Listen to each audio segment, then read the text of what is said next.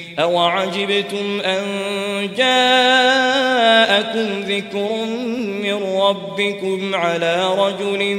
منكم لينذركم واذكروا إذ جعلكم خلفاء من بعد قوم نوح وزادكم في الخلق بسطة فاذكروا آلاء الله لعلكم تفلحون قالوا أجئتنا لنعبد الله وحده ونذر ما كان يعبد آباؤنا فأتنا بما تعدنا إن كنت من الصادقين قال قد وقع عليكم من ربكم رجس وغضب أتجادلونني في أسماء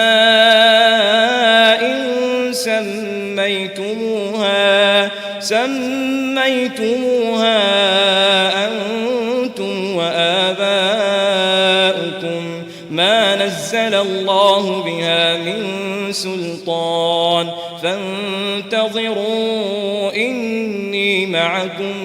من المنتظرين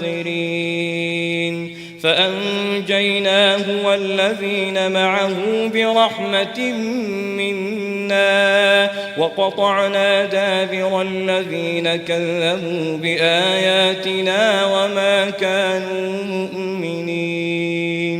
وإلى ثمود أخاهم صالحا قال يا قوم اعبدوا الله ما لكم من إله غيره قد جاءتكم بينة من ربكم هذه ناقة الله لكم آية فذروها تأكل في أرض الله ولا تمسوها بسوء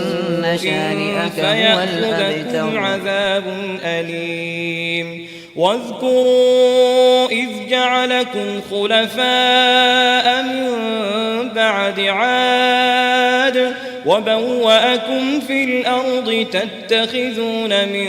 سهولها قصورا وتنحتون الجبال بيوتا فاذكروا آلاء الله ولا تعثوا